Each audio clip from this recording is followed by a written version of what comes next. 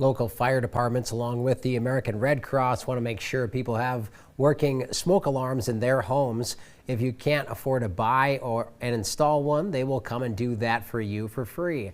That's part of Minnesota Dakota's Home Fire Campaign, where volunteers install free smoke alarms, create escape plans, and share fire safety information to help save lives. For more information on whether you may qualify for a free alarm and installation, just go to kxnet.com where you can sign up.